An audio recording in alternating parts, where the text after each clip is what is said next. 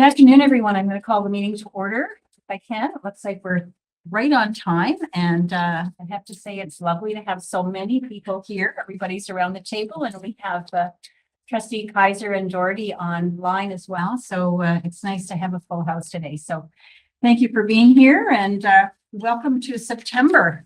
I'm sure that many of the staff are thinking we've had quite a September to start with, but congratulations for getting us through that. So I'd like to start with the territorial acknowledgement, if I may. We acknowledge that the land on which our school and district buildings are situated is the traditional, unceded, and unsurrendered territory of the Algonquin people. We also recognize the enduring presence of all First Nation, Métis, and Inuit peoples on the land on which we gather here today. I'm going to do attendance first, and then we'll proceed with the rest of our agenda. So I am here. Obviously, Vice Chair Boland had to leave, so she has regrets. So Trustee Dobson. Here. Trustee Doherty. Here. Trustee Gannett. Here. Trustee Kaiser. Here. You. Trustee Primo. Here. Trustee Rajamani. Trustee Reddy. Here. And our student trustees, as our student trustee Doherty will be sworn in the September board meeting.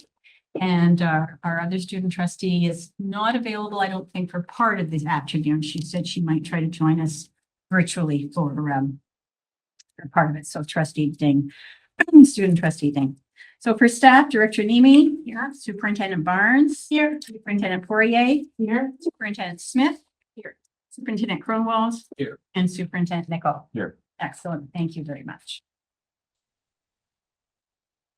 So before we do start our meeting this afternoon, we did want to take just a few moments to pay tribute to Jody Kitson-Roy, who I know many of you knew very well.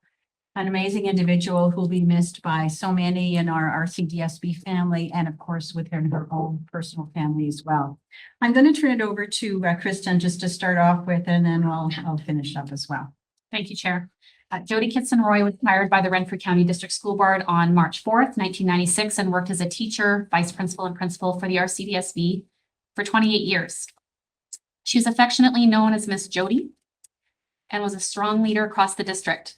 She mentored a number of staff, including beginning administrators.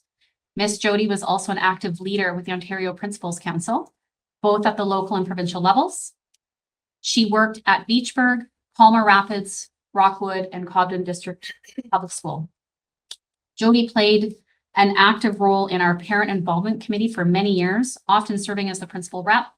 Through this role, Jody worked closely with parents and educators to enhance community engagement and improve students' educational journey.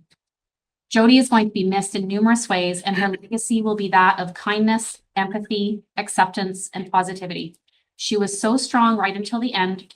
Our thoughts are with Jody's friends, family, and colleagues during this difficult time.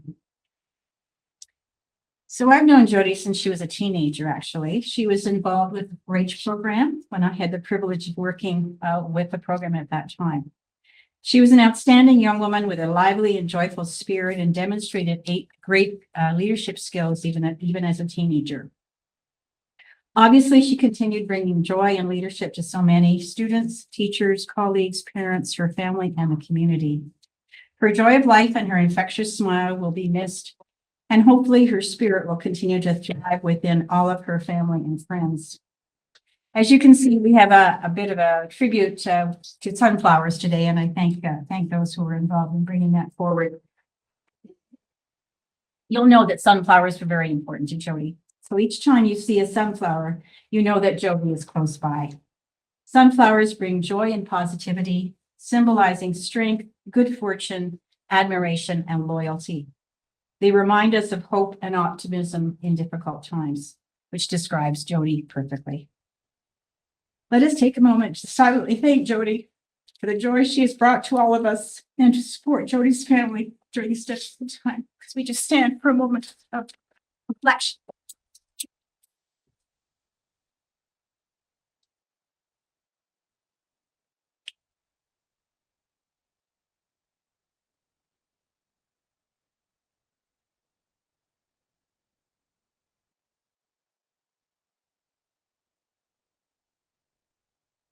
Thank you very much.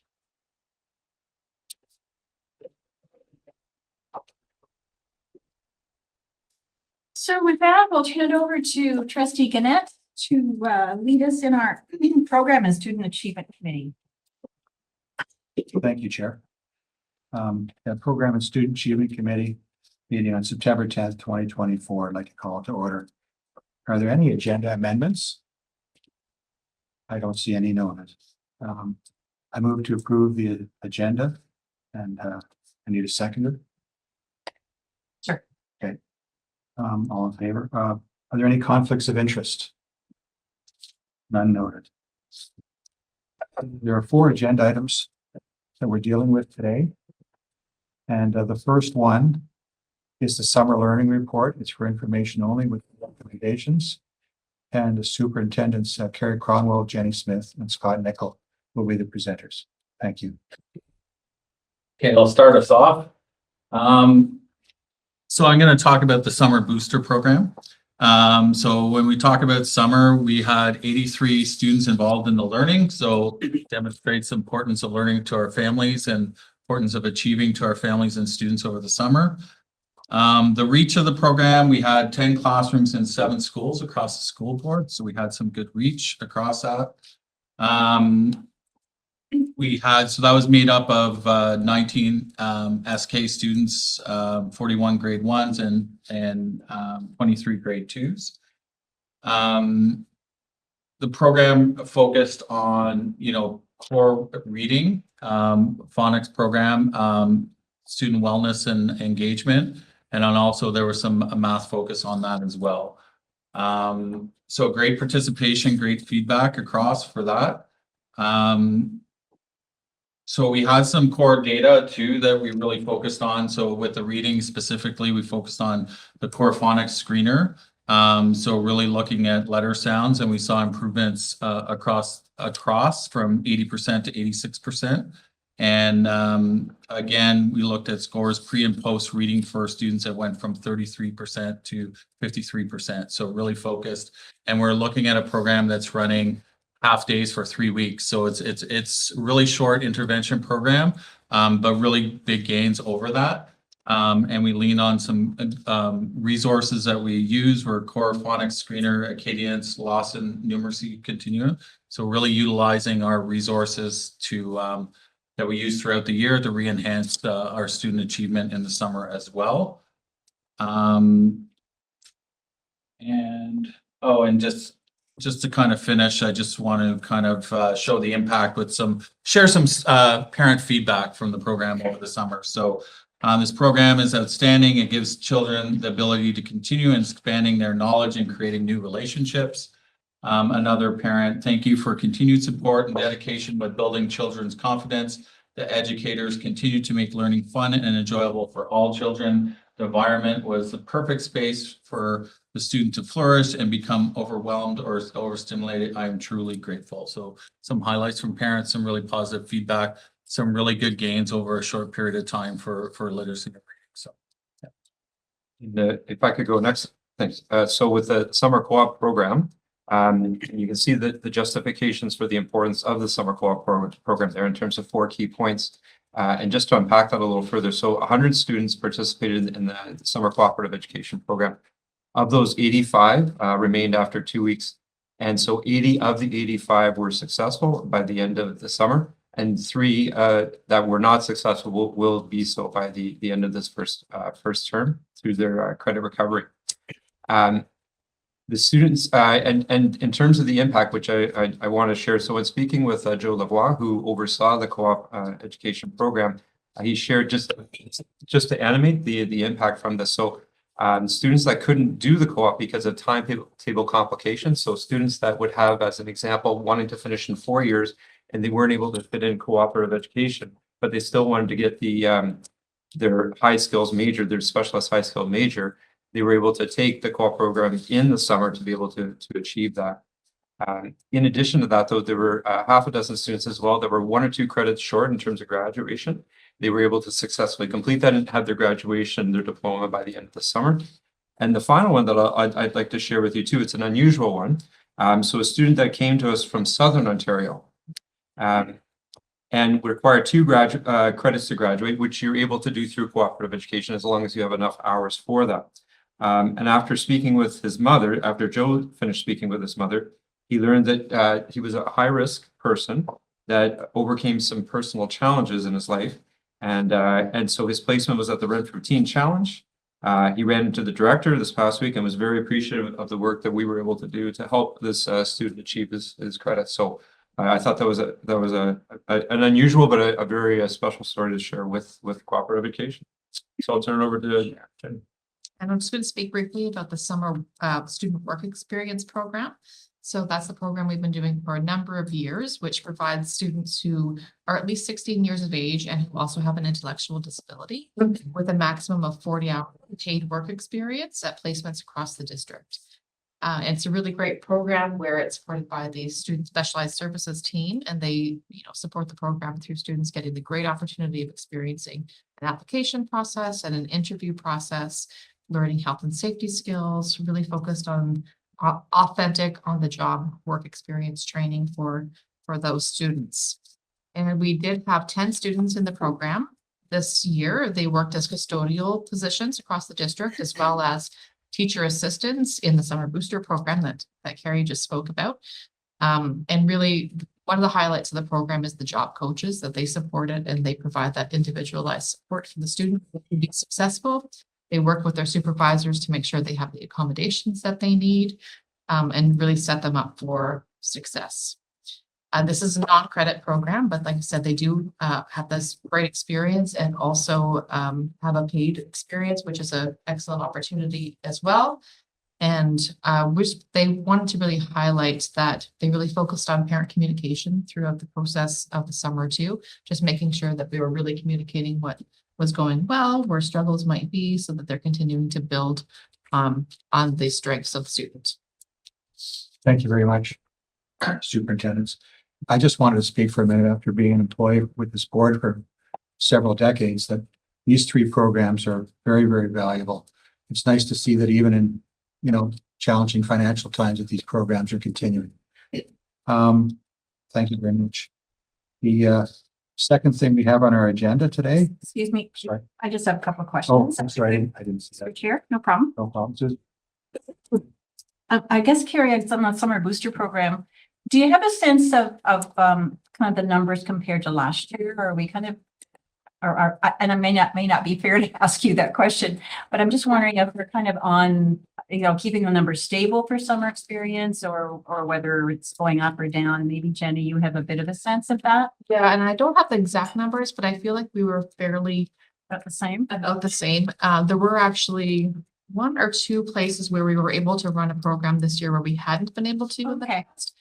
Deep River as an example, in the past, we hadn't had the number of students there, but we did manage to get a program up and running there, which we're really, really happy about. So I feel like the numbers have been fairly consistent. That's nice to hear that we've had an additional spot that maybe we hadn't had one before. That's right. Yeah. And I was always a little interested in, is it challenging to staff the summer programming? Because it's, people need a break too, right? So I'm always interested in how easy or difficult it is to staff it. We didn't have any difficulty with staffing it this year. We did have applicants apply and had great interest.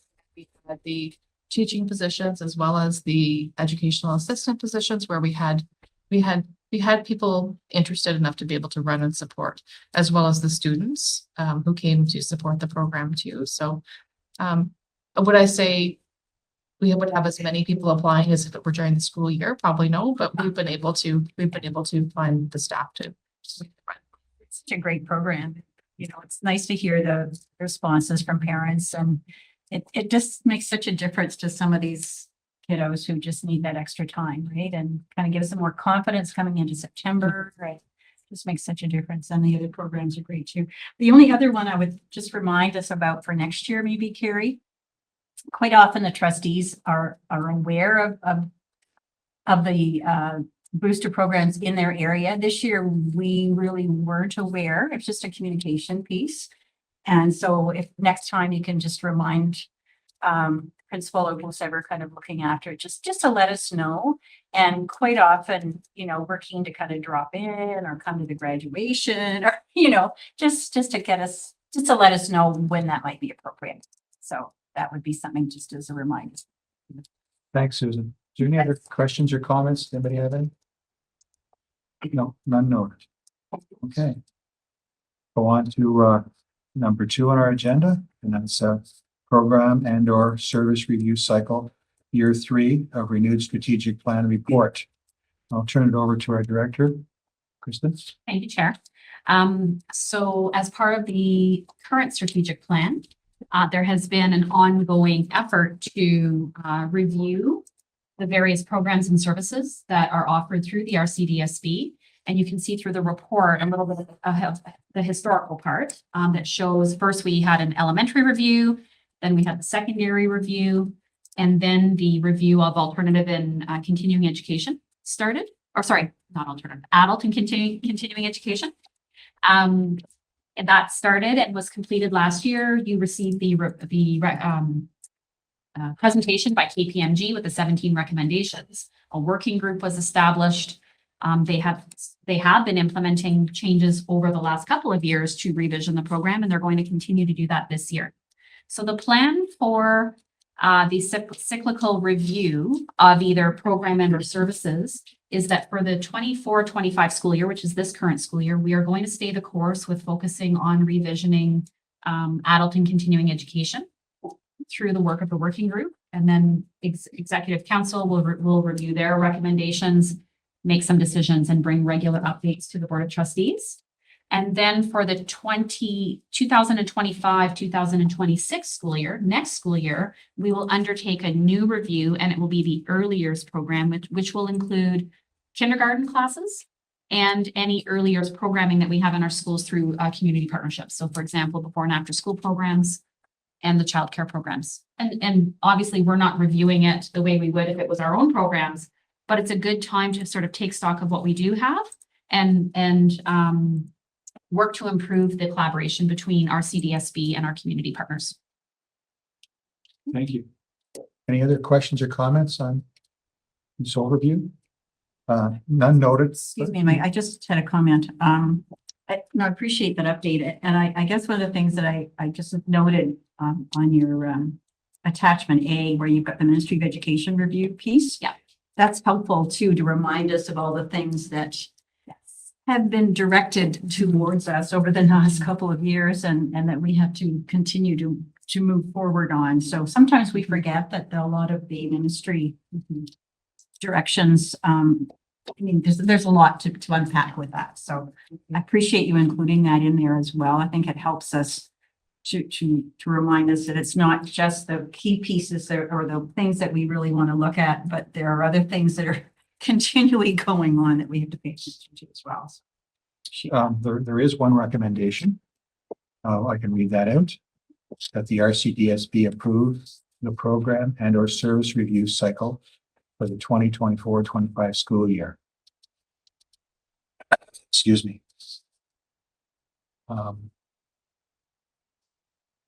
I need a mover and a seconder. Dave. Kim. Mover and Kim. Thank you very much, Kim. All in favor? Oh, sorry. Sorry, just about comment, and I probably should have done it before the move, the recommendation. But I did have a question about why we're looking only at the before and after school programs that operate in our schools, if we're talking about the community versus the other ones available to families in our schools that might not be where our CDSB isn't necessarily the landlord. That's a great question. And in fact, what I would say is I probably should have phrased it, we are going to review the programs that are accessible by our families, not necessarily every single childcare that's in Renfrew County. But for example, we would also be looking at, because we are required to conduct an annual sort of survey of families to find out if we're meeting their needs for before and after school programming. So we are going to actually look at that in more detail through this program review as well. So it's not just the current programs that exist in our schools, but it actually could be that maybe there's a need that's going to be uncovered in one of our schools where we need a before and after school program. We also might look at, sorry, I should have been more descriptive. You know, we might even find out through a consultation that we might need an early on in, to be established in one of our schools to support that type of programming. So we're actually looking at through consultations, determining the needs within our communities and then trying to respond with the programming or partnerships. Thank you. That is great news, and I know it's sorely needed and for many of the families, not just in Deep River that I speak with. And I think having that consolidation will be important. So Trustee Gannett, I do have a recommendation for an amendment of or I'm not sure if it's an amendment of the status. However, in the second paragraph, it does say on the third line, it says the childcare programs that operate in RCDSP schools. And I just wonder if, I'm not sure what the correct thing to ask is, but just to make a note of that it will be for, not just for the ones where we're the landlord. Yeah. Chair, can I respond? Yes. So what I would say is we would not be engaging in a full consultation around childcare needs in Renfrew County. That's the role of Renfrew County. But what we would be looking at is potential partnerships, right? Like, is there a need and is there a community partner interested in partnering with us to establish additional programs? So I could add a sentence into the report that just explains that, like that we're looking at through consultations, determining additional needs within communities that might, related to early years, that might establish additional programs. Is that okay? Okay. And can I make a comment? And I'm just going to say this because of the learning we've been doing around governance. And I didn't catch this because we recycled an old report. I actually don't think there should be a motion because I think this is very operational, but I'll just leave it at that. If I had written this from scratch, there would have been no motion. Because I feel like us conducting reviews of programming and services is an operational matter and not a governance matter. So just sharing it for the group. I know we're in the middle of a meeting, but but I do. We'll learn going forward. Yeah. We'll just move on. Yeah. So you can vote or not. It's up to you. Yes, we're there. We've got Dave and Kim who seconded it. So Okay, sounds good. all in favor? Thank you. Okay, that being done, we're on to number 3, a SAL committee update. That's a verbal update. My director. Thank you, Chair. Last spring, we brought a report to the Board of Trustees to talk about the possibility of piloting a centralized SAL committee, where SAL committee meetings would be occurring all on the same dates to improve the efficiency, to improve consistency across the district in terms of our SAL procedures. And so the Board of Trustees supported that pilot for the 24-25 school year. And therefore, what we needed to do was identify the trustees that would be on the SAL committee. So we put out an expression of interest. We had lots of interest, which thank you very much for sharing that interest with us. And I will turn it over to Chair Humphreys to sort of talk about a potential plan. What we did. Okay. Yeah. So last week, Leo and Kristen and I sat down and took a look at everybody's role and where they're currently sitting on what committees. And I think one of the things we wanted to do was try to even out some of that, because it is challenging when you've got, one person on 3 or 4 and only 1 or 2. So we looked at who had indicated interest, first of all, of course, and then looked at kind of sharing the workload a little bit more. So what we've come up with is, so they were looking for 2 people to sit on the committee and then an alternate. So we've suggested that Trustee Dobson and Trustee Doherty both act as people on those committees, and I'm trusting, and I guess I would look for an acknowledgement that you would agree to do that, so that you would be the 2 main people on that SAL committee that we are piloting for the year. And we were looking at adding Trustee Ruddy actually as an alternate. As well as asking that if we are talking about an Indigenous student, that you would be part of that discussion as well. Okay. So are you okay with that as well? Okay, great. So that's sort of where we landed. Again, thank you for the interest. There was quite a lot of interest in it. And again, we're just trying to share the workload a little bit. Because certainly with the SAL committee, as you know, There are a number of dates that are already identified, like 2 per month, I believe. Recognizing you probably won't need them all, but at least initially you'll have to hold those dates for those committee meetings. Did I miss anything, Kristen? Perhaps I'll just share that it's really the month where the enrollment report data is due to the ministry, where there are 2 meetings in the month, so October and March, just to get as many of the SALs approved and in place before the October 31st and March 31st deadlines. Also, just wanted to speak to Trustee Ruddy, participating as a 3rd trustee on the committee when the student self-identifies as Indigenous. So, the United Nations Declaration on the Rights of Indigenous Peoples has 46 articles. One of the articles is the right to representation. From our perspective, having Trustee Ruddy on a committee such as the SAL committee, when the meeting is specifically about an Indigenous student, is really important. And as can you just refresh our memory on the sort of the process? So the trustees could be virtual as well. And I think maybe that would make it a little bit easier too to recognize that. So because the schools would all be coming in virtually. Yes, Correctly? yes. I could describe a little bit, but I will turn it over to Superintendent Nickel, who's getting this organized with Krista Rakowski, who's also in the room. So yes, essentially for a SAL committee meeting date, there would be an agenda organized by school. And then the students listed. And then from there, each school team, they would be physically at their school. So it might be the student success teacher and administrator, the student and their family. They would be on site at their school and they would come in for the meeting. They would join the Google Meet and be led into the meeting when it's their turn. And then all the other members of the SAL committee could be virtual. They don't all have to be here because the meeting will be virtual with the other participants. And so that meeting would take place, and then that school would, they would proceed through the list of students for that school, and then that school would be done, and then maybe it's the next high school. And maybe in one given day, there might only be 4 high schools that have SAL applications. Another date, it might be all 7, depending on the time of year, the need, etc. So do you want to add anything? Very little, because you did a great job describing it. So it's going to be from 9 a.m. to 3 p.m.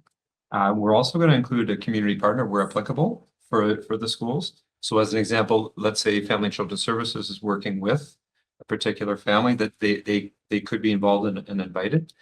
So we're applicable for that. There'd be a break, of course, for lunch. And again, 20 minutes for the meeting, but we give about 30 minutes just in case for if it goes over.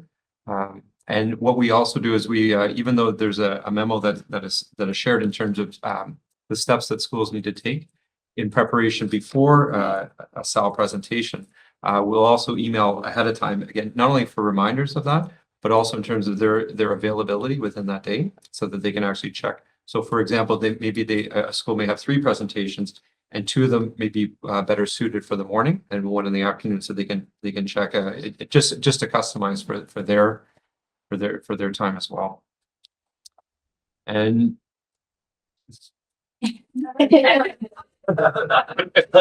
Carol, thank you. That's helpful, just to kind of remind us all that the process, because it will be new for us. Most of us have been involved in SALs in our own school systems. So this will be interesting to have it more, perhaps a bit more coordinated and consistent approach. So it'll be interesting to have a review at the end and see whether we wish to continue with this pilot. So thank you. Thank you for that, Kristen.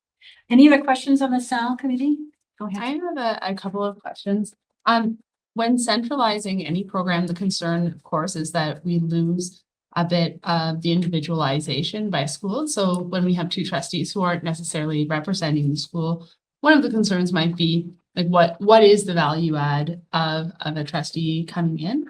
So I was wondering, what is in place to ensure that the trustee is more than seen as a rubber stamp and has something value add to it? And the second question I have is, are there any measures in place to ensure that the SAL meeting isn't informally taking place prior to the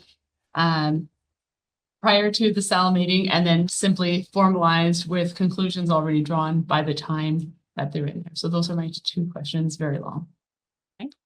Speak to those. Yes, yes. So I know that Superintendent Nickel and Principal Rakowski are going to be providing some training to the trustees who are involved about what their role is with the SAL committee. And I would say that regardless of the connection, the local connection or not, to me, the role of the trustee is to really listen, think about yourself in the shoes of the parent, and think about asking good questions, right? And so, and I think that that will be part of the discussion when the training is provided. In terms of the informal SAL meeting happening, well, I think that already happens, and I'm going to explain why. So all of our all of our secondary schools have student success teams, and they have regular student success meetings and ongoing communication with families. And so by the time that the SAL application has been brought forward, there has already been multiple student success type conversations with the families, the SSCs, the student success teachers, the admin. So it's the family has already, like, they've agreed to the SAL, right? That's why the SAL application is being brought forward. And so that's already happening, regardless of whether it's centralized or not. But the legislation says we must have a formal SAL meeting so that it is approved formally, because it does impact our enrollment and all that. So that's, it's sort of already happening because of the great role that our student success teams play in our schools. Yeah. Okay. Did you want to add? Or sorry.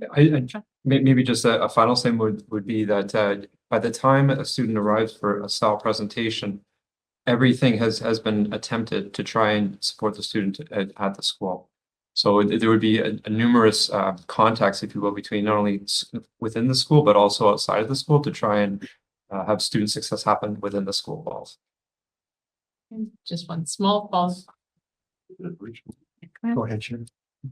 Just wondering how, having been involved with the SAL meetings, how would the signing with it being virtual, usually there's a parent sign, Jenny would sign, I would sign. Like, is that going to be a problem with So did you want to speak to that? Or we do? Go ahead. Okay, so we are going to work out those logistics. I know for sure for staff, we can easily do electronic signing. And then we might look at when you're coming in for these types of meetings, having SAL applications that you can sign. Okay, so we will do a combination of adding our electronic signature, and or you would sign physically when you're here with us. Good, thank you. And being chair, just what Jody brought up, I think is a couple of good points. And I remember when this first was floated by us, I had my concerns, and I think our director alleviated some of those concerns in discussion. However, I'm just wondering, just if we are going to, let's just say this flies and we keep things as we've presented them moving forward for years to come. It would be really nice, at least in the interim, for some time to have some parental feedback, because this is almost like some students do well in distance learning and some don't do it at all. So that's more my concern, is taking away one comfort level and one sort of, and I know this is harsh, but it's the only word I can go up with. It's sort of like a bit of dehumanizing. I know there's better language, but just taking that component out of it is a little bit of a concern to me. How much, I think we'll be able to tell as the year goes on. Those are just two things that, just in my experiences sitting on SALs over the years, I do think that there are many benefits to what we're trying that you've explained earlier. Although I have some of my fellow trustee Jody's concerns, I do think that it's a good pilot to attempt to try. So I'm not sure who would get that feedback or how we would get that feedback, but I do think it's important, just in the intro. Trustee Kaiser has a question. Dave, you're on. Thank you, Trustee Gannett. Yeah, in all the years that I've gone to SALs, I mean, I think that something needs to be changed. The format needs to be changed. So pilot is good, but also, I don't know if I can put a percentage on it, but I'd say probably about 20 to 25% of all the SALs I've been to, while they are sort of set up before we go there, the parent knows, the student knows, there has been some input either from a community member or in some cases myself as a trustee that have altered the plan. So it's not like it's written in stone. There is the opportunity at the SAL, or has been in the past, and I expect would be in the future, for the input to make minor adjustments to that program for the benefit of the student. Thank you, Dave. Well said. Chair, can I just comment? Yes. Yes, absolutely. I agree. I was just sort of saying that those conversations are happening and that if the SAL application is coming forward, it's because the parent and the students support it. But certainly the whole purpose of the meeting is to even bring more people into the conversation to think, to look at it from a different angle and think differently and ask good questions. So that certainly is the intention of that more formalized SAL process. And absolutely, that's the intention of the staff, is if there are good suggestions that are made that the family wants to try, then staff are going to support that. There's nothing set in stone going into that meeting. Thank you. I just want to make one last comment, and it was brought up earlier, and we used the example of the student success team. You know, sitting in many, many SALs even before there was student success teams, and then they came along. There's a lot of expertise in the room. There's a lot of expertise in the school. I walk in as a trustee, basically saying, this team knows this family, knows this student, and, you know, by all means have formulated a good percentage of the plan. And like Dave said, we do sometimes make minor variations, something that's up last minute or whatever. Somebody brainstorms a good idea. Maybe there's a co-op placement or work placement that we hadn't heard of that somebody brainstorms about in the community. So I do think that I really trust, after many, many SALs, that the team that's at that school knows their students. So thank you.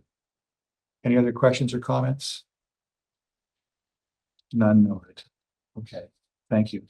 And lastly, as chair, the last thing we have on our agenda is the PPM 128 implementation report.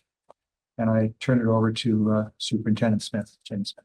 So we want to bring a little bit of an update to you just around the implementation of PPM 128, because we know it's been a very popular topic. You probably heard stories on the news, and you may also be involved with conversations in the public or get questions. And so we just want to be able to share a little bit of information, a bit of background with this. So essentially, PPM 128 is the provincial code of conduct. So it's a provincial code of conduct, and then school boards are required to ensure that their codes of conduct match the provincial code of conduct. So they launched some changes back in the spring around April, and really tied specifically to personal mobile devices, restricting access to social media, strengthening enforcement of consequences for student use, possession, and provision of tobacco, electronic cigarettes or vapes, and nicotine products while at school. And really the intent was to respond to what the Ministry of Education was hearing from school districts across the province, just with issues around student well-being and distraction, etc. We know that students' mental health is a priority, and a focus on learning is a priority. So the PPM changes were designed to be able to support school boards, in our opinion, to be able to keep that focus on student well-being and learning in the classroom. So just to be able to touch on some of the key aspects, I know it was here in the report, and I won't read that all to you, but essentially the key pieces that we have communicated is that all members of the school community are not to use their devices during the school day for students unless they've been given specific instruction or allowance by the educator, okay? And for grades 9 to 12, that means that they can have their phones or their devices with them, on them, but we're going with the out of sight, out of mind sort of philosophy. They need to stay out of sight and powered off so that they're not getting the distraction of the buzz, etc., from notifications. Okay, that's the preference, or set to silent. And then if you're a student in junior kindergarten to grade 8, the devices are not allowed to be kept on you, but they're kept away, whether that's in the cloakroom or in the locker or wherever it is that might be, but it's not on their person. And just to be able to speak to, we did make a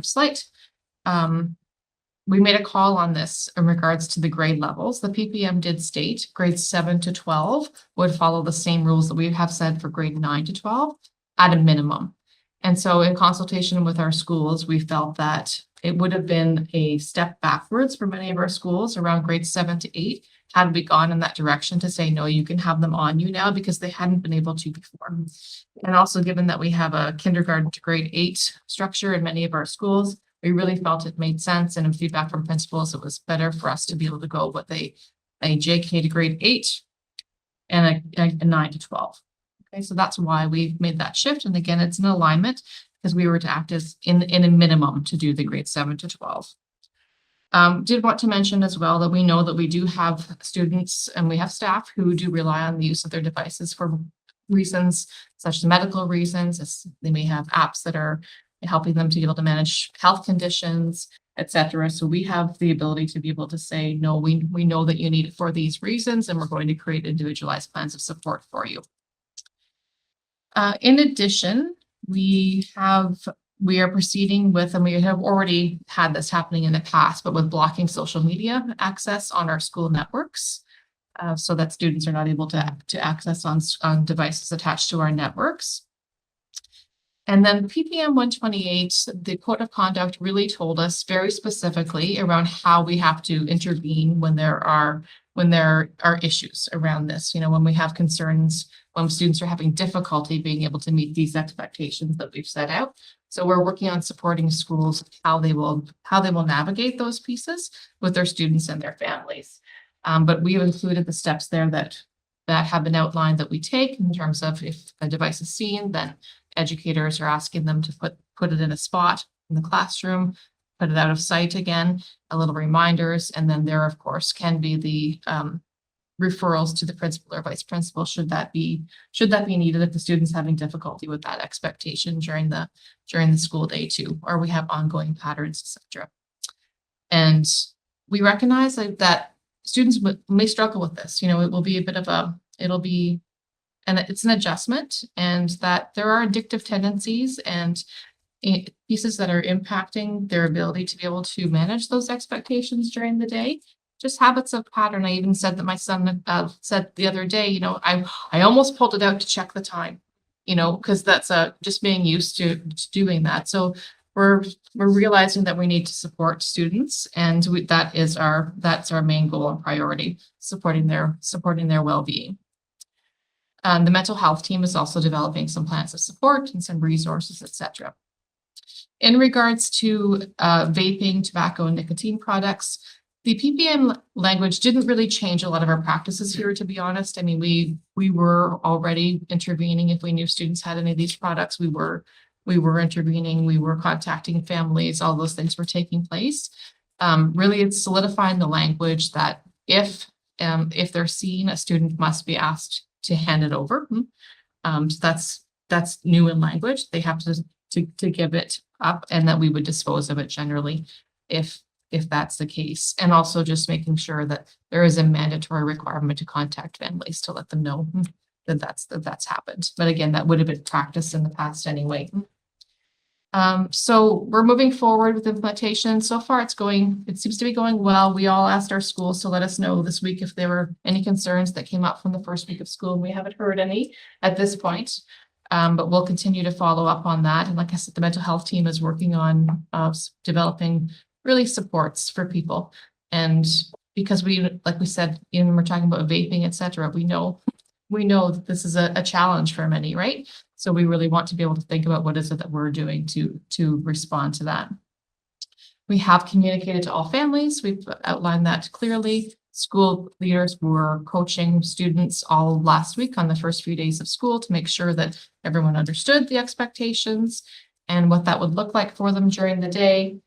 And we have done some training with all of the staff, obviously, at the PE day as well, to make sure that people were aware of the changes and the why behind it, why we were doing this, and our focus on student well-being as the key aspects. That's it. Thank you. Excellent overview. Are there any questions or comments?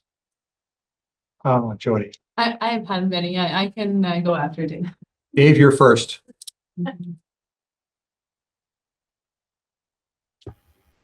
A question and maybe a follow-up question if possible. So the only complaint I'm getting from high school students is the social media platform blocking. So when someone's on a break, for example, a spare or whatever, and they're not able to access the social media. So is that a Renfrew County District School Board policy, or is that part of the Ministry of Education's policy as well? It is part of the ministry policy, Dave. It is a requirement that we do block all those sites on our networks on school devices across the province. So that decision has been made with that in mind. And I do hear you in terms of the students on a spare or a break, and I do, understand. And we also know that students will have their own devices oftentimes that are connected to their own networks where they may be able to answer. But on school devices and school networks, it is mandated. But at the same time, we also are thinking about our obligation to ensure the safety of our students while they're at school and while they're on devices.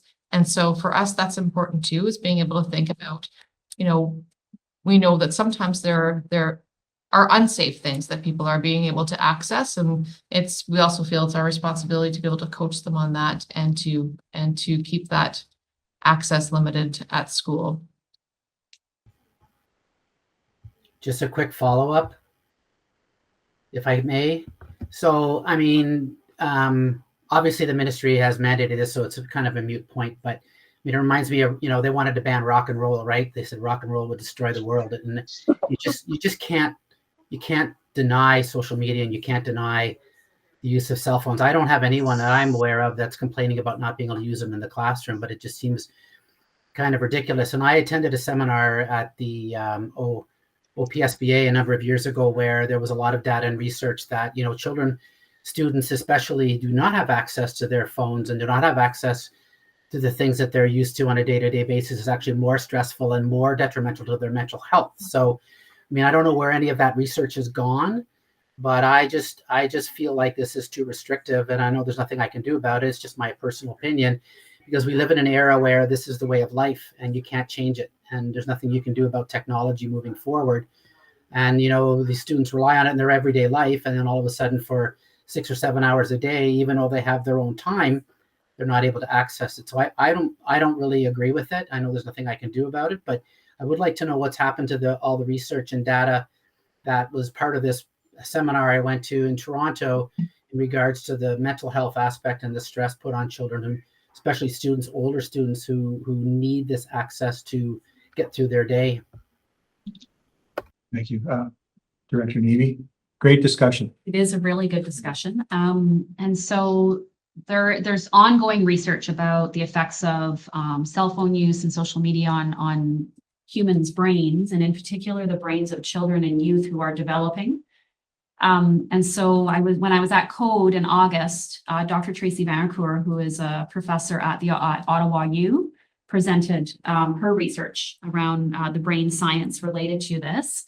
And she clearly showed a lot of current research that shows that there are really severe negative impacts happening with children and youth who are overusing cell phones and social media. She also referenced a book that Trustee Gannett gave me called The Anxious Generation. I threw half of that book. And so that author as well is very prolific online right now, Jonathan Haidt, sharing the research around this. And also Hannah Beach, who has presented in the RCDSB and in partnership with RCCDSB. She also talks about how it's not just about the addictive nature of social media and cell phones and everything happening with dopamine and all that, but it's also that those things are replacing what they term as a play-based childhood. And it's the replacement, like it's removing play out of a child's life as well, that's causing the negative impacts. So I hear what you're saying, Trustee Kaiser, about, it would be nice if students could access social media on their breaks. I think that I will share the ministry's perspective is it's sort of, it's either we block it or we don't. And I think they had to decide between the positive impacts of blocking it for when students are in class compared to what would happen, yeah. So that's, I think, probably the decision they were faced with when they made a decision around that legislation. So we have actually tentatively booked Dr. Tracy Vancour to present to families on Monday, November 18th during our regularly scheduled PIC meeting at 6 o'clock. looking at coordinating that, actually making it an entirely virtual presentation and giving access to all families in the Eastern region. So I'm working with other Eastern region directors to coordinate this presentation, and you will definitely be given the link so that you can hear it's pretty compelling. And I know there are some people who are trying to debunk that side. Well, she's got evidence that debunks the other side. So, you know, we're in this period of time where we're having to listen to both sides. But the research is becoming fairly compelling about the negative impacts of social media and cell phones on youth. Thank you very much. It's Jody, then Jenny, and then Christine. Jody. So respectfully, I'll disagree as trustee Kaiser and I often do with the idea of having mobile devices actually at all in schools, with the exception of the necessary apps for health and safety as determined on a one-on-one basis. I do wish to think to raise the legal repercussions of students accessing through BSV. It's been a day. Networks, unsafe, or adult material. I think that is a lawsuit waiting to happen. Even if it's between classes, it's still on our networks. The same way that when people come to ACL, for example, they also can't access those sites, and it's because it's a liability issue. And I have two questions. One is a pretty straightforward question. Why do students need it on their person if it's turned off or silent anyway? Like, it seems kind of silly to me when they, especially from it's 9 to 12, when they have a locker. So I don't really understand the benefit of having it. I do understand the benefit of not having it. My second question is, or comment and question, is that I really appreciate this physical implementation of not having it on you, not being distracted by it. But the reasons for it from the regulation point of view, they say, the ministry says it's because of bullying, online safety, social media, and even we raised addiction. And I really like the idea of the PIC meeting, but I wonder, do we have a strategy to go with Inspire to let students know not just why, but invite them into the conversation about what happens with regard to bullying, online safety, and specifically in from my personal experience, the criminal consequences, which last year I had 4 different clients, all with cell phone related criminal charges in the court. And so I think had they known, many of them didn't know what they were doing was criminal. And the criminal justice system is a hard way to learn. So the second question is, what inspirational or learning is being paired with this physical implementation? Christine. So I'll respond to the first question around lockers and locks. So when we did our consultation with school administrators about the logistics related to the implementation, we got their feedback. Some of the principals and vice principals said, you know, it's the logistics of and the challenges of expecting a teenager to put their phone in a locker and then also to have a lock, maintain the lock, use their lock. They're not all even using lockers. And so just to go to that length, maybe we might get there in 5 years. That would be very nice, right? But we're just not there right now to implement the PPM to that degree. And so that's kind of, especially when the legislation says kind of what the minimum is. So we did go above the minimum with 7 and 8, grade 7 and 8s, but we decided to go with what the legislation says for grade 9 to 12. In terms of the former minister, Lecce, said we needed to win over, you might remember this, said we need to win over the hearts and minds of students and families around this. And that is true. And that's why we're going to bring in Dr. Vancourt to speak to families. And also, it was funny, we just had a conversation about Student Senate. Superintendent Nickel and Principal Rakowski and I were talking about Student Senate, and like, let's use Student Senate as an opportunity to actually do more consultation with the students on what we're doing, as opposed to them sort of being very like completely self-directed on their topics. Like, it'd be nice if we had 20 minutes every meeting to come to them and say, hey, we're rolling this out. What's your feedback? We did that with the Student Achievement Plan in the spring. So the example I gave was PPM 128, like, let's go to student senate as a starting point.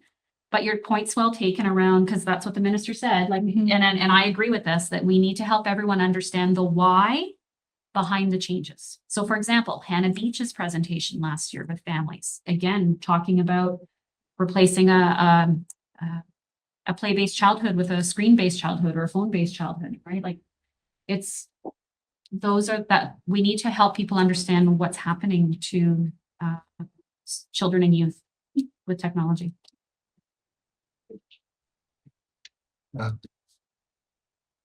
Jenny, is you next? Actually, what I was going to say, Kristen said, so it's fine. Just, oh, sorry. Christina, just to supplement what our director said, also from a student's point of view and a parent's point of view, if they were to leave them in their locker and one gets stolen, just imagine if you're a parent that, and a student that has $1,000 cell phone. I mean, I could just see that unraveling as a PR nightmare, just after working in a school. So that is it. Christine, the floor. Actually, I just wanted to mention to Trustee Kaiser's point that when they're accessing social media over the district's networks, that's personal use.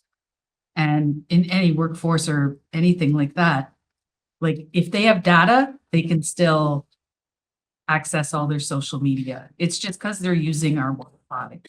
So, I mean, I'm not even using our Wi-Fi right now because my computer might be open on a social media site. I have my phone tethered. So if they don't have data, that's not our business. So that's how I kind of feel about that. But I am supportive of phones being on the property, but I agree with off and put away during classroom time. Any other questions or, oh, sorry, Susan. Just one quick question, and again, it's an implementation piece, but are teachers also being educators being held to the level of requirement around this? Yeah, so our ask for teachers is that they are not to use them during instructional time either, unless it's specifically for a teaching and learning purpose. So there may be times when a teacher does have a reason to be able to use a personal device and it's directly tied to what they're doing in the classroom with students. But we've asked them to engage in conversations around what that looks like. You know, when would we do that? How would we do that? How do we help to be able to model that within the classroom? As an example, students is doing some work and we think we might like to take a picture of that because we're going to use it for some documentation. Then we're going to say, I'm just going to use my phone for this purpose so that we're being really explicit around it. But during the instructional times, it is tied to teaching and learning purposes. And maybe just one other comment. I think we're very fortunate that we do have Chromebooks available for Yes. student one-on-one. That's a tremendous advantage that our board made that decision a couple of years ago now. That makes this a lot easier too, right? Because if you didn't have that, it would be more complicated. Is it okay if I just add Yes. on, just based on your question around the employees? Also, we recognize that some schools had started just because of habit, even texting to each other as staff. So all schools have been provided with walkie-talkies so that for a safety purpose, they're able to use those if they're dealing with students who might, they might need to make a call and ask for some assistance or out on the yard. And so everybody's had those delivered and they're able to use those. Very cool. And just, I love that. That's great. just one last comment from myself as the chair before you wrap up. Dave brought up a good point about cell phones and, different philosophies have been spoken about. But I also think that there's a concern after working in a school that if I'm on social media of some type, whether it's good, bad, or indifferent, I would think that I'd have a tendency to want to really take my time with some students getting to class.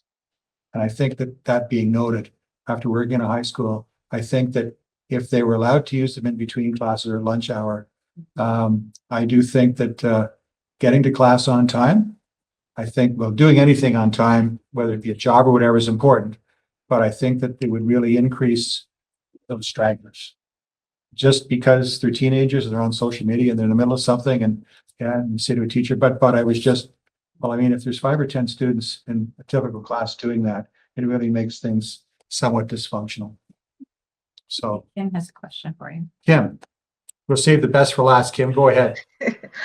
I just wondered if there's been any concerns from the staff. I know they're quite busy in their classrooms teaching and just wondered if, I guess policing is the wrong word, but policing the cell phones has caused some issues with that.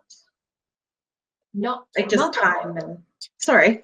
okay. Not that we've been made aware of at this point. I'm sure that schools are working through their challenges as they arise, and school teams are having the conversations around how they're doing that as a school community and how they're supporting it together. But like I said, we did a reach out just to let us know if there were anything was really bubbling or any major concerns were coming forth, and we haven't heard of anything yet. So, but we are planning to do consultations still into the fall. So we'll be continuing the conversation with school principals, doing some reach out, continuing to collaborate with Federation partners just to hear, if we're having anything come forward in that way, as well as seeking some more feedback from students and families. Thank you. Any other questions or comments?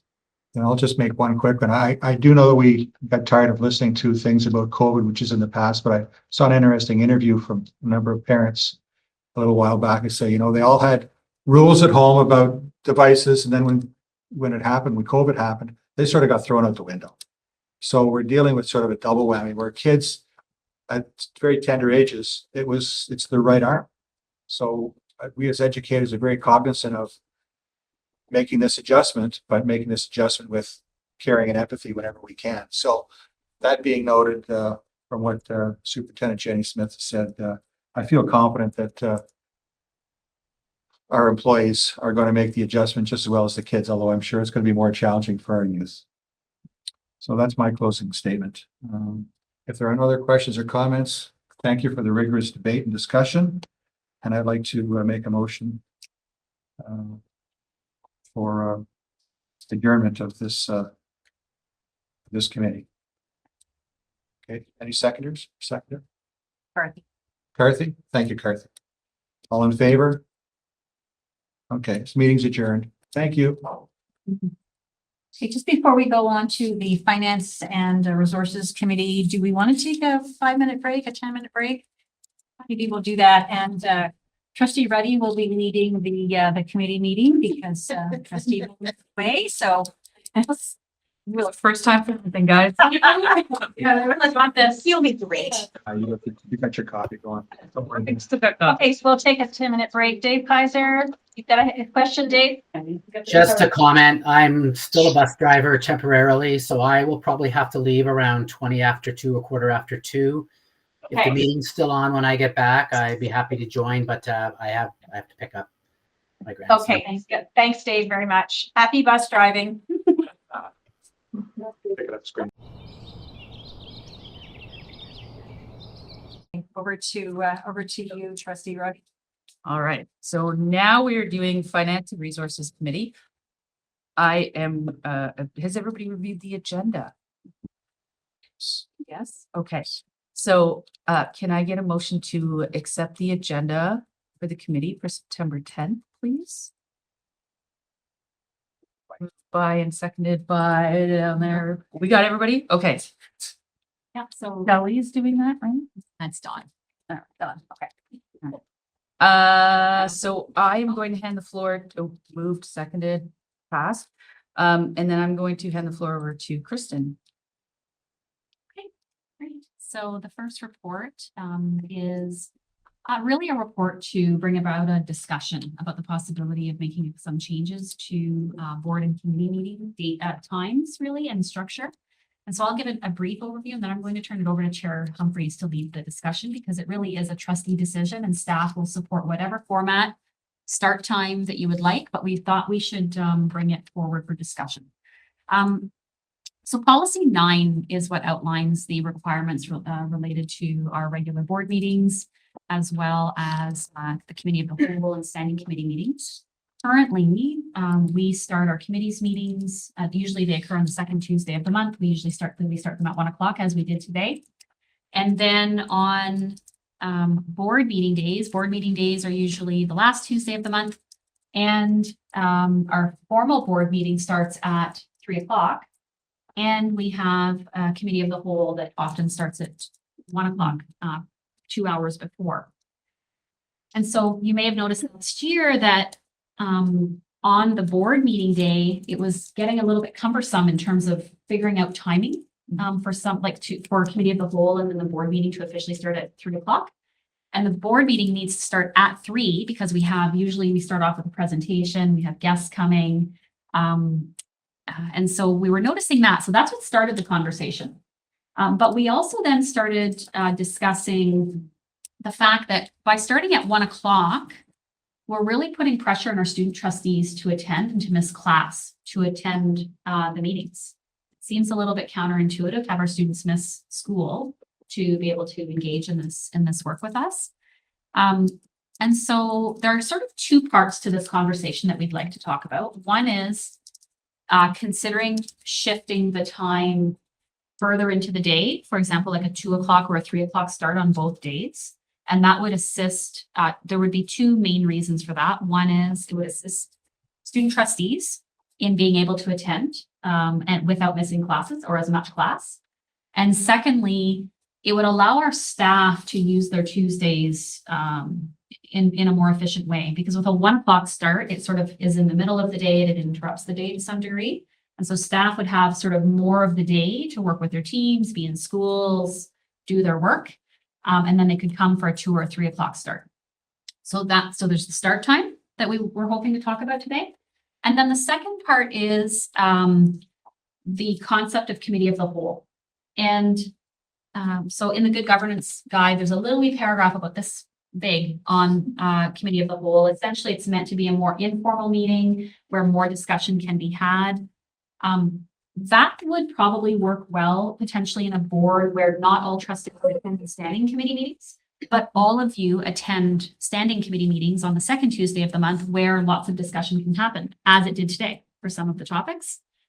And so from our perspective, we may not need committee of the whole because we could, it's not to reduce the amount of information you have or the discussion that you can have.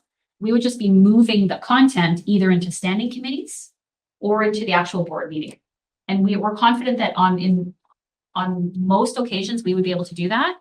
And then it would streamline the board meeting date, because as I said, last year's a little bit kind of clunky with the timing and the agendas. So it would just really streamline things on that last Tuesday of the month where there'd be potentially like a 3:00 start. It's a board meeting. We're starting with a presentation with our guests, and then everything would flow from there. So as I said, there's two parts. Start times and whether to either shift committee of the whole to the second Tuesday of the month and add it as a fourth committee, which I'll let Susan talk through this a little bit more with you, or just eliminate it and move the content to either standing committee meetings or board meeting, but perhaps leave the language in the policy that would allow for committee of the whole, like not completely remove it from the policy, but just avoid using it unless it's needed. Yeah, I'll turn it over to you. Sounds good. I'll turn it over to you because the motion may change, right? Like there's a proposed motion there, but our thinking continues to evolve even since we wrote the report. So we'll let Susan. Maybe we'll start with the committee of the whole piece. It's maybe a little easier to manage that one. And I know in larger boards, and I'm sure many of you are aware of this, if they have more trustees, then they tend to kind of split up their workload. So they would go to a standing committee and then bring that information back to the committee of the whole, potentially, if they had a committee of the whole. But our situation's a little bit different. We've got smaller numbers, so we are all on the standing committees. So I think the committee of the whole, in my mind too, is maybe a bit redundant. I think initially we felt it was a place that maybe it was more open discussion, but I think we need to encourage that open discussion in our standing committees anyway. So I'm just wanting your thoughts on the committee of the whole. We'll talk about the start afterwards, but what's your thinking on essentially eliminating the committee of the whole or potentially moving it if we needed to the committee day? Any thoughts or comments? Jody, go ahead. Yeah, let's get rid of it. Okay. Let's Yep. Let's have four. Let's be. Don't twist my arm. I would like to do that. You're okay too? Yeah. And Kim, I think you had a comment? I'm good getting rid of it. Like it was pretty, I guess we talked about it when we did how to govern a meeting, and we were just kind of really wasting time going through the process when it didn't need to be done. So I say get rid of it or move it to the other to the committee. I think the general feeling is that any of the topics we have should really fit under those three committees somehow. And so I think generally what we're hearing consensus around. David, Getting rid of it. anybody want to keep it? No. No. I just want to say, person hours are person hours. And I think that our director, in the brief time I've known her, I think that's always in the back of her head saying, if we can somehow not lose content, but yet make things more streamlined. I don't know, streamlined efficiency, maybe is a better word. I think that bears some fruit. Okay, so that piece, I think we can pretty much remove the committee of the whole by the sounds of it. It doesn't mean that 5 years down the road, if anybody wants to bring it back, it's a possibility. Because it does talk about it in the good governance guide. There is such a thing. And I know that some boards actually use the committee of the whole prior to their board meeting or as part of their board meeting as their closed session. So if there's nothing in closed, they don't use it, but sometimes they do. So, okay. So what's your thought about the start time? A couple of, pardon? Three is good? Yeah. I'll just add one more piece to it. We did get an email from trustee Ding, actually, probably last week. And she said, it would be so much better if it could be a little bit later at least, because then I can probably make the meetings. It's harder for them to be here. And we do want to have our students here as much as possible. So how do you feel about a 3 o'clock? Any conversation or discussion around that? Jody, we'll start with you. So trustee Ding, student trustee Ding is from Deep River as Yes, well. And so yes. it's a 45-minute drive. Yes. So I might not make myself the most popular person in the room, but that's never stopped me before. I'm going to put it out there that I think actually a later start than 3 would be better. I think that when we're talking about students and their after school commitments and things like that, 3 o'clock is still running into a lot of things. I know from a personal point of view or any other trustee who might come in 2025, if you have a full-time job, these are really difficult to come in, and particularly when urgencies come up in jobs. But also every so often I'll have parents or a community member ask me, when's the board meeting? And when I tell them 3 o'clock, that's right in the middle of their workday. And so for them to sit for hours to listen to a board meeting on an issue that they're interested in, they pretty much are going to say, no, thanks, there's just not enough time. And I think that would be the case with a lot of parents who have children like younger to maybe preteen children in school. They're probably not retired yet. And so there's going to be a lot of people in that situation. So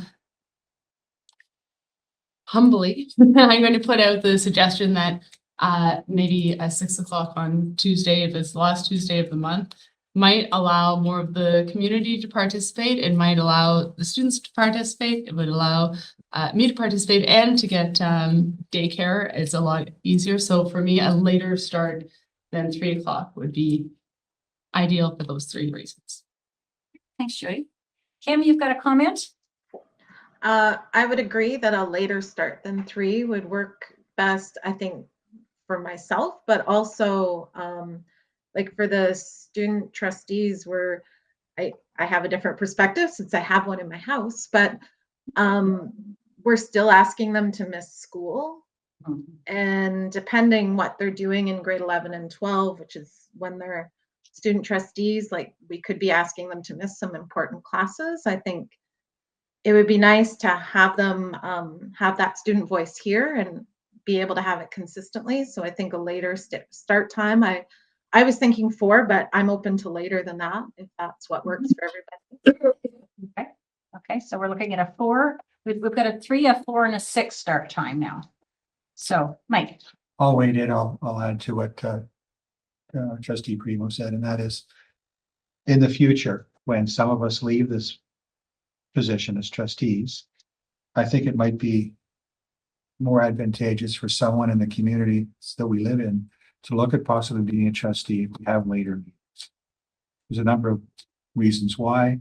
Not all of us are retired and have more flex schedules, but the time's debatable, but I do agree with somewhat later. And if we go back, way back, I do believe that those meetings took place well into the evening.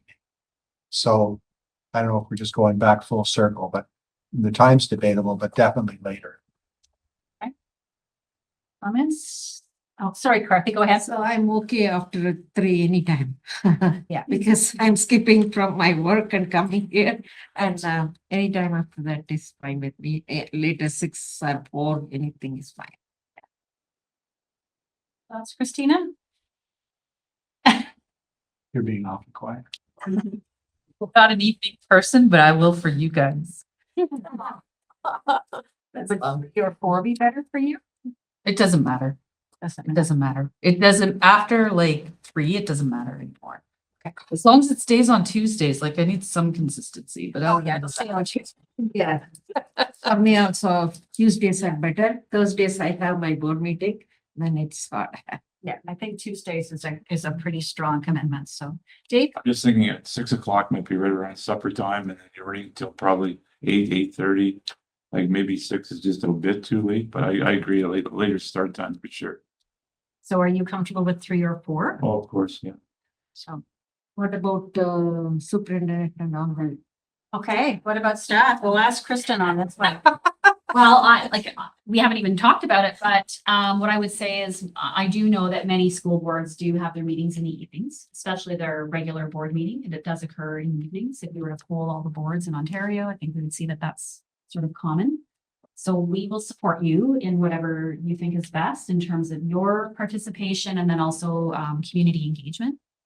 And also the student, when I say your participation, I'm also talking about the student trustees.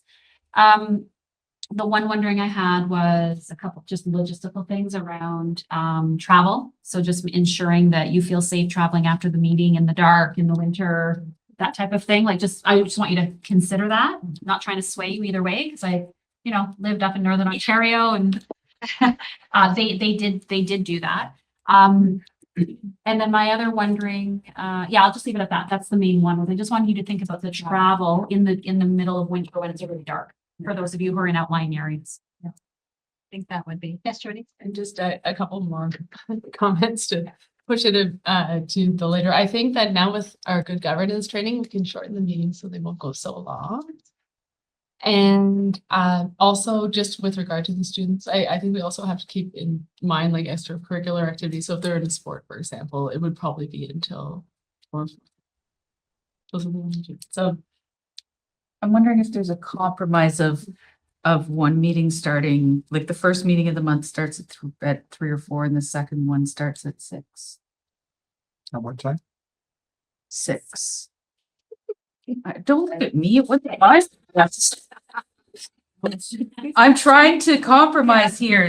That works with people's schedule and doesn't have you missing too much. I know. So if you have to miss like the 3 p.m. the one part of the month, then you will catch the 6 at later in the month. They're opposite, right? So is there a compromise there that we can do that is less hard for some people sometimes and more hard for some people other times? And the other thing is we still do have options of some obviously virtually coming in, and that will continue. And I know that some of you have seen the updates that the ministry has put out around that and the reasons behind it, because I think the information is as September the 1st, 2025, you have to be physically present unless you have one of these 4 or 5 exemptions, which is, distance, health, weather, family care, and something else. Anyway, those are the 4.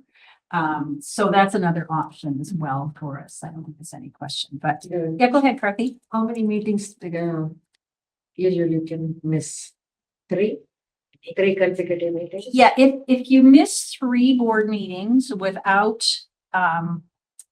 without letting us know, without some good reason behind it, you could actually vacate your seat. Yeah, And that's pretty clear. So you have to, there has to be a reason behind it. You have to let us know that you're, that you're not coming in. Yeah, so that's Good to know. that's the requirement. Kim, you have your hand up? Yeah, I like the idea of 3 o'clock for the committees and later for the board meeting, which I think would more community involvement they would want to be in the board meeting. I'm not sure. But also for driving, I know I drive over an hour. I'm sure some of the staff drive a lot further than that. And it doesn't matter if it's, if we're ending at 8 or we're ending at 6, it's still dark out in the winter and the same roads for me anyway. So I don't think that would make a huge impact for me, but I don't know if it would impact some of the staff. Yeah. I just want to share one point related to staff. So what I've noticed is lots of staff come in and present because it's during the day. So one sort of maybe impact would be, we would have less, like a little bit less staff. We would still ask our staff to come in and present, especially for that board presentation. The boards that I worked in prior to being here, we had evening meetings and staff came to present. So, but I actually feel like we have too much staff presenting right now, like they're during the workday. So you would probably see an overall reduction in the number of staff that are coming to meetings as a result, because we wouldn't be asking as many people to give up their evenings. No. We would be very selective about when and why and who. Yeah. Just wanted to share that piece with you as well. So if the math group came in, they wouldn't bring all 6 All people, they 7 might bring people. 1. Yeah, right? exactly. Two. Yes. Yeah, which perhaps is a wise decision as well. Okay, where are we at? I'm hearing a bit of a compromise. I mean, some of us don't care, so that's a challenge too. I'll be here whenever, but if we can certainly accommodate, the majority of trustees, keeping in mind the staff time as well. And of course, our student trustees, because I think that's one piece that I do feel we've been missing the last couple of years is our student voice. And I think that would be, if indeed going a bit later would help that, that would be amazing as well. I know it puts a bit more pressure on staff because it means you're going to be here later and expect you to be the next day bright and early. She tailed. Right. Go ahead, Mike. So I just think that a compromise in time, I'll just put it out there. A round number to me seems like 4 o'clock. Yeah. I'll just leave it at that. People can put their own number, but I mean, the executive team and principals, I think to a certain degree that work long hours, and a perfect example is what's going on right now with buses. I mean, they're doing overtime, doing all kinds of things that we're even unaware of. So, I mean, their person hours are probably off the charts for most. So I mean, I also think that as trustees, we do need to think about them a little bit too, even though we make the ultimate decision. So, I mean, I'm just guessing at this, but I think a 4 o'clock time, I'll toss it out there as a starting point, is a good number. Fortunately for myself, I live right in town, but I do feel for people like Kim, who's got an hour plus to drive. But the other thing I really feel for is the student trustees. I mean, that's dropped off. I don't think because of lack of interest, it's because of other commitments. They're just priority setting. So. And I do think the 1 o'clock time frame has been really difficult. And I don't think we really thought about that. I know, Kim, you and I were on the policy review committee. I'm not sure we really thought that through when we decided to just move them all to 1 because we wanted consistency, right? So it sounds to me, go ahead, Karthi. So I would agree 4 o'clock because the staff, they have to come to work next day. The meeting goes till 8 o'clock, then the whole day is done, then it is hard. Next day coming to work. And for us trustees, those who are not working, they don't have to get up early. Those who are working, they have to come to work too. So considering that, I think 4 o'clock start will be fair. That's what my opinion is. Then it's up to everybody to decide. Yeah. Okay, so I think at this point, go ahead, Jody. Sorry, I just wanted to kind of throw a bit of support behind the 3 and 6 because I think it does allow that community engagement at the 6 as well as the students. And regardless of what time we're talking about, would it be a good idea to maybe try this out for three months or something, see what works, see what doesn't work, see if students come a lot on one time and not another, or if, you know, Jacqueline's looking really tired. Got hot. That's all this energy. But maybe, I really think that the 6 o'clock is a good idea, and I think that there is room for compromise with the 3. So I'm putting my support behind that, but I'm also just super glad that we're changing it. I guess just a comment I have around the public involvement, and I think we'd all love to see a bit more public involvement. I know certainly in the last couple of years, we've had very little public involvement. However, we also are online, so anybody can go and look at our meetings online, which I think it's an advantage, right? So they could definitely see the discussion and see the conversation and can follow up. I don't know that we have a lot of followers online. I haven't really looked, but I have looked at that a little bit as well. So I don't know. Do we need to have we've got a tentative motion here, but I think we'll start again. So what you're thinking on, I guess one quick question before we go to that.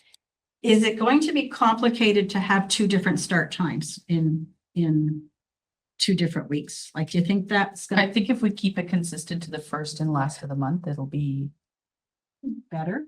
better. Okay. Yeah, it'll be easier to remember. Less confused. Yeah, So so they could be different times, but Yeah. as long as it stays in that as long as it pattern. stays the same. Yeah. Okay. All right, would somebody like to make a motion? That's where you need to start. Oh, can somebody please give me a motion then? Looks like, Do we want 2 separate motions, one for the eliminating the committee of the whole yes, and one for changing the times? let's do that. Okay, so let's do that. Am I supposed to be writing these motions? No, I think Shelley will help us. Or- I think Dawn's doing it. Oh, sure, the better one to do it. She gets it. I don't. So, I'll make a motion to. great, thank you. I will move that the Renfrew County District School Board amend policy 9 to remove the committee of the whole meetings, meeting, period. I think that's pretty consistent. Succinct, very succinct. Just need a seconder. All right. That was a second. Jody. Oh, there you go. No worries. I do that. All right, so that's carried. Wait, we didn't vote yet. Oh, we didn't vote yet. All in favor? Any opposed? Forgot to look at the screen. All right, carried. All right, so the second motion is going to be to adjust the start times for standing committee to start at 3 p.m. the first meeting of the month, right? And for our board meetings to change to 6 p.m. the second meeting of the month. So you're making that motion? Sure. And Kim has her hand up there. I'm not sure if she's Are you seconding. seconding or questioning my sassy wording of all this? I just wondered if we should vote on the 2 options. Did we have a consensus if we wanted 4 o'clock or we wanted the 3 and 6? Okay, so let's do one meeting at a time. All right. All right, I'm on it. So I move to change the board meeting time on the first Tuesday of the month. Is that when it happens? Yes, okay. I just go where my calendar tells me to, okay? Second Tuesday and 4th. Second Tuesday? Yeah. Second Tuesday of the month to 3 p.m., right? So it stays at 3 p.m. But I think she's suggesting that we vote on a 4 o'clock start time for both or the 3 and 6. Is that what you were saying, Kim? Very confusing. Sorry, there we go. Yeah, I don't know if we seemed pretty divided on it, so I'm not sure. Well, why don't we do the simpler one first? Okay. So we have a start time of 4 o'clock for both sets of meetings. Well, now I'm even more confused. 4 o'clock for both meetings, so there's now 3 options to for. No. All right, you might have to write this motion. Chaplain, go ahead. I'm sorry but I'm just wondering, would you just do a little poll on the two and then write the recommendation that you want and see if you have support overall? Okay, I can. Do you know what I mean? Yep. To try and, that's adding to your dialogue a bit? Okay, so for the first meeting of the month, which falls on the second Tuesday and is called our committees meeting, which normally starts at 1 p.m. We're going to move it to either 3 or 4 p.m. Can I see a show of hands from the trustees who would prefer 3 p.m.? Christina, could I suggest, like, it sounded like there were two overall options, right?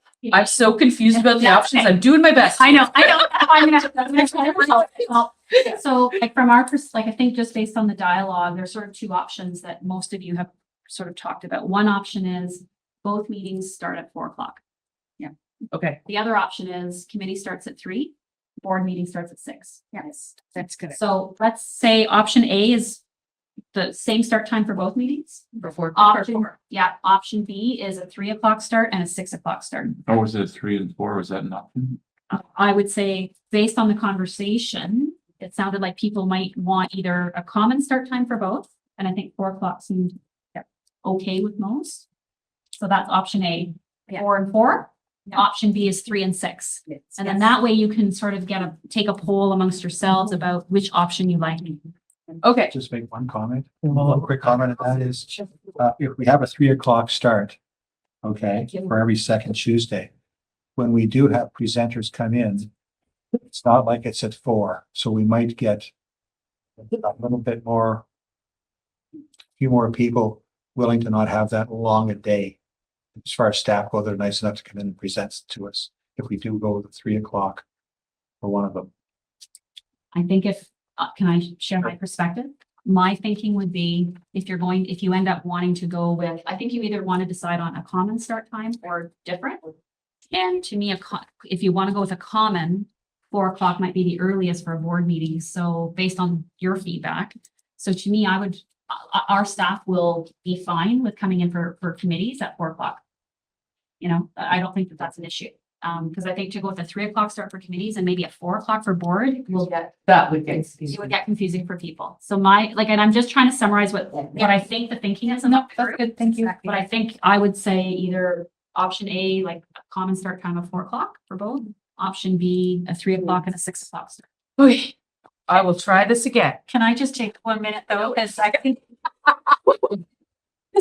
Trustee Kaiser has rejoined us. Aw, hey, Hey, Dave, guys. that's good timing. So have you heard any of this conversation? No. Then you don't get to vote now. Well, just what I read, and I mean, I did have a couple questions, but I'll just listen to get caught up quickly if I can. Well, we've had quite a bit of conversation around it right now, and we've kind of landed on the committee of the whole we're removing completely, Dave. We've already agreed to remove the committee of the whole meeting. So everything that we feel that we have should go into the standing committees. So that will reduce our length of time on our board meeting date. Okay, so did you have a question around that?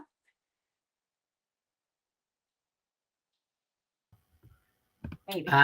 I just didn't like the fact that committee of the whole was going to be placed with the committees because I felt like it would be too long. It would make for a long day, and typically, not in the last little while, but typically we tend to run out of time with, some of the discussions we have in committees because that's really where the work is done. I felt like if you were adding committee of the whole to the other 3 committees on the same day, if I understood that correctly, that would make for too long a day. I felt like committee of the whole should stay before the board meeting, but That was really my only thought. And then just what I picked up when I first came in is one of the reasons why we changed the time to 1 o'clock is so that it's just one time we have to remember, not different times for different meetings for different times of the month. Yep. So getting back to the committee of the whole meeting, we're actually not going to have a committee of the whole meeting at all, Dave. So we are not adding it to the committee day. We're removing it completely. Can I just ask why? I mean, I've been around long enough to know that committee of the whole's been around a lot longer than me, and I'm just curious to know what the rationale is. I'm just not sure. I think the general consensus was that everything that we talk, because all of our trustees are at all of the standing committees, that really everything that we talk about really should end up in one of those 3 standing committees. So there really should be no reason to have a committee of the whole. The discussion should happen at the committees. And we were also having trouble kind of managing the timing of the committee of the whole and the board meeting, and, you know, sometimes struggling with making sure we're starting on time for the board meeting when we've got presentations coming in. Can I ask what the original reason for committee of the whole was? I know this was brought up many, many years ago, but I can't remember. Maybe the director can help me out there. I just for curiosity's sake. I think that the very brief description in the Good Governance Guide talks about how committee of the whole, the purpose of it is where more discussion would happen. But as Chair Humphrey said, that would apply to school boards where not all trustees attend standing committee meetings, because there are boards that have standing committee meetings where there's only a percent, like a group of trustees that attend. And so then that, you know, their discussions then feed into committee of the whole, because all of you are attending standing committees, the discussion's happening at standing committees, and then it can be reported at the board meetings. And so there's less of a need for committee of the whole in our CDSB because of how you've structured standing committees, which is good. It's great that you have all of you on the standing committees. Yeah. And then it just, again, it will make the board meeting days flow more smoothly from our perspective. And the intention is to not reduce content or discussion. It's just going to shift into either standing committee meeting time or into the board meetings. Yeah. Yeah, got it. Okay, thanks. Is that helpful? Okay, great. Go ahead, Jen. Just before we do the poll, I see that we have our student trustees, and I think it would be great to hear their thoughts. Yeah, I was just going to welcome Sydney, and I. Do you want me to go ahead? Yes, please. Okay. Sorry, I don't mean to take over. You're fine. I tend to do that. Welcome, Sydney. We're glad that you're here. And I'm going to bring you and Dave Kaiser just up to speed a little bit on the conversation around meeting times, okay? Because this we've had quite a lot of discussion around our current situation as we start at 1 o'clock for both committees and for board. We're feeling that it's too early. And I know that student trustee Ding did send an email and said, you know, this really doesn't work for us. And we'd love to make sure that you are there as student trustees to have your voice. So where we've ended up right now is kind of 2 options. And Dave, I hope you're still there. I know you had to turn your video off. So we're looking at kind of 2 options, and we're going to do a little bit of a poll to just sort of see where people are before we put it into a motion. So the option A would be to have committees on the 2nd Tuesday of the month, which is what we currently do now, and board on the 4th Tuesday of the month, which is the same time, but have it start at 4 o'clock for both of those, as opposed to 1 o'clock, which we currently do. The second option would be to have them still on the same days, the 2nd Tuesday and the 4th Tuesday of the month, but committees would start at 3 and the board would start at 6. So those are the options that we're looking at. Cindy, I don't know if you have any comments or if you got a thought that you might want to share. I don't want to put you on the spot, but we'd love to hear from you if you feel like it. Well, I know that me and Grace have talked about it a little bit because she sent me the email that she sent to you, and she just was saying that she has a 45-minute drive to the board meetings. I have an hour drive, a little bit more than that actually sometimes. So if meetings start at 3 o'clock, we have to miss school, and since it is a mandatory meeting, we shouldn't be mandated to miss school.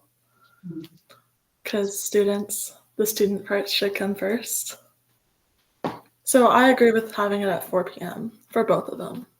I So think. the four is workable then, and you'd rather do 4 on both days as opposed to 3 and 6? Yeah, I think so. Just because at 4, like if we have to leave a few minutes early, that's okay, but that way we aren't missing half of the day like how we are at 1, or even if it's at 3, we still are missing most of the day. Okay, that's great.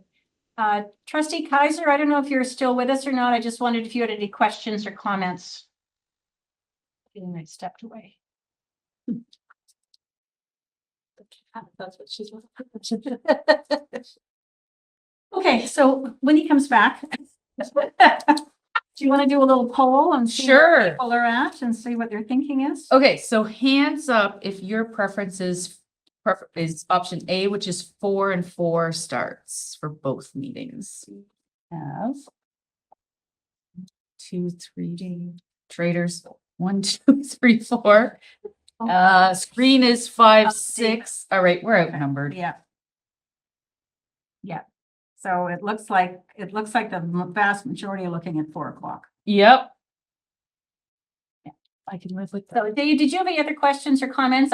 I'm sorry I didn't give you much time there. Okay, you're okay with 4 o'clock? And you, okay, I'm not gonna ask about option B. No. I think we have a clear winner. I think So, so I need to make a motion. make a motion to change the meeting times of both committees and board meeting to start at 4 p.m. Good. I'm gonna move that. Anybody want to second that? Everybody's hands went up too fast. Fair's fair.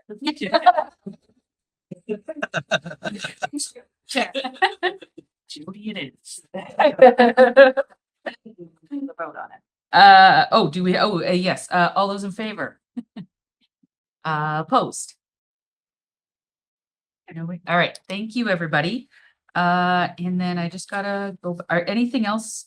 Finance and, or no, Kristen and Susan from that, is that done? Yeah. Yeah. Are we done? Okay, I took that to chaos as expected, and thank you all for being patient. I need a motion to move us into closed session now, please. McCarthy, moved by Carthy, seconded by Dave. Oh, Dave Dobson. Yeah. All in favor? All in favor? Opposed? All right, thank you.